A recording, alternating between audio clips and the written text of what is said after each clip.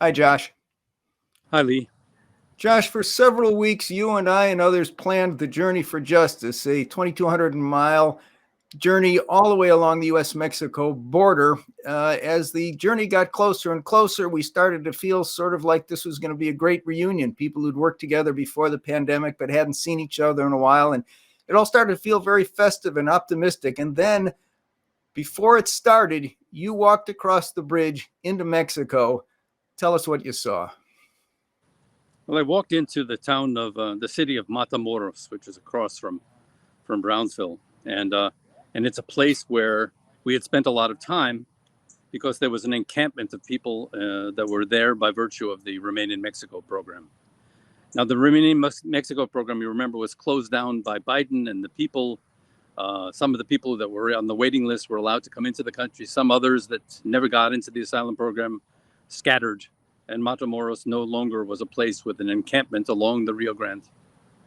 But when I went there yesterday, I found that the area that was the Remain in Mexico camp was still fenced off, and that there were people all over the streets who indicated that that's where they were sleeping, that's where they were staying, all along the embankment, all along the streets near some of the places that we used to frequent. And these people explained to us that they were many of them, most of them, I think, were Venezuelans, although there were people from southern Mexico as well that are kind of stuck there in what the policy is now, which is, of course, in flux. Everything's in flux all the time. But these people are not in flux, and that's the thing. They've been there 20, 30 days.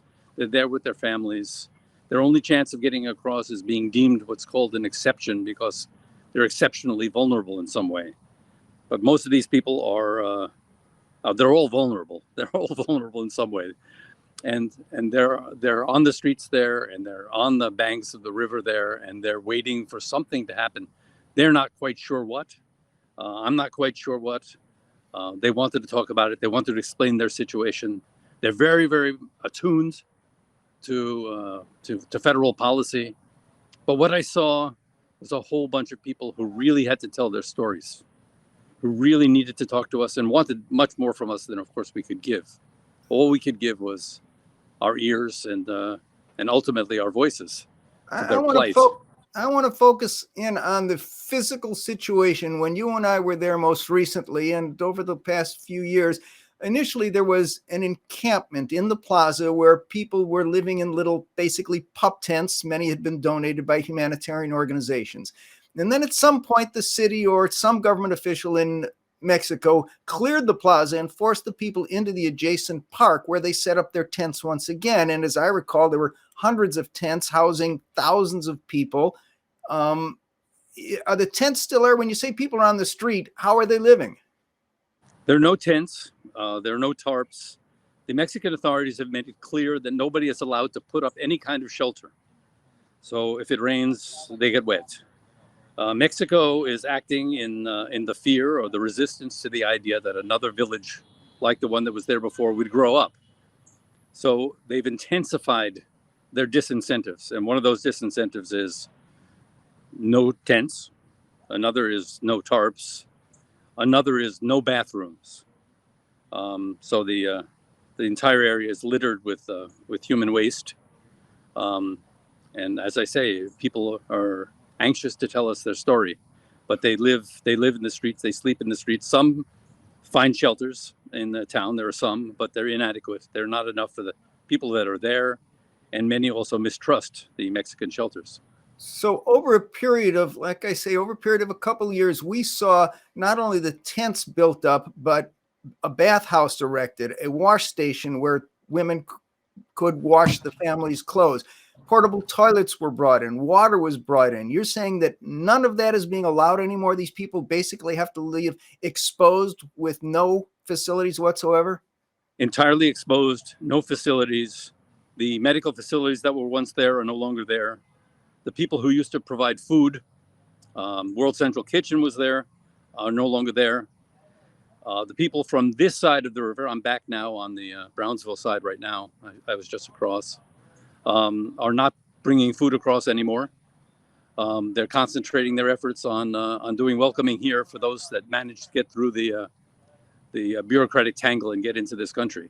No, those people are sitting there and waiting and wondering what they're going to do when their time runs out, because the United States came up with an agreement about, for instance, the Venezuelans, which is the large majority of these people, an agreement that they could be expelled into Mexico, but Mexico has an agreement with itself that says you can be here, but you can't be here for very long. So they're all on notice that they have to leave. They don't know what happens when that happens. They say they have no home to go to. People say, go home. They say, there is no home. I have no home.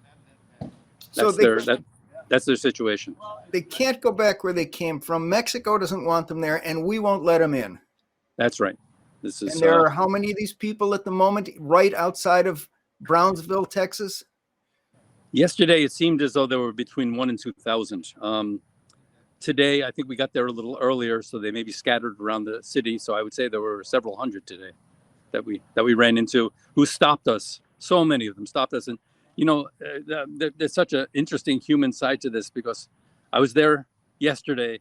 Going back today, I was greeted as a friend by so many people who had spoken to us, even though my speech involves telling them that I can't do anything to help them. They want to tell us their stories. And there was one other thing I wanted to comment about the people, because it happened so much. The stories would start with outrage and anger, not at me, but at the world, and they ended almost every time with tears running down the cheeks of these people. And one particular woman was crying, and her son, I guess about 5 years old, ran up to grab her leg and hold on to it, seeing that his mother was crying. Are there a lot of children amongst the people you saw? Yes, there were a lot of children. A lot of children. Josh, you hadn't been down to the border for a while, largely because of COVID. How did you feel seeing the way things have developed down there? I couldn't believe it, and one of the reasons I couldn't believe it was because nobody seems to know about it in Brownsville. I came back yesterday and I talked to members of the press. I talked to people in the town here. Nobody seems to know that's going on there. So here's this thing just about within sight of this place. I'm now up on a rise. I can look across the river. I can't see those people. And that's one of the things that the border does. It not only stops people from coming here, it stops us from seeing what we're doing with that damn border on the other side. And Josh, that's why you went down there, isn't it, to witness? That's the job of witnessing. It's sometimes a hard job. Let me put it that way. It's sometimes hard to do. I know you're moving along to the next stop in the journey. If it's all right with you, I'll check back with you occasionally and see what else you've developed. Hopefully it won't be all quite as disturbing as what you've come across so far.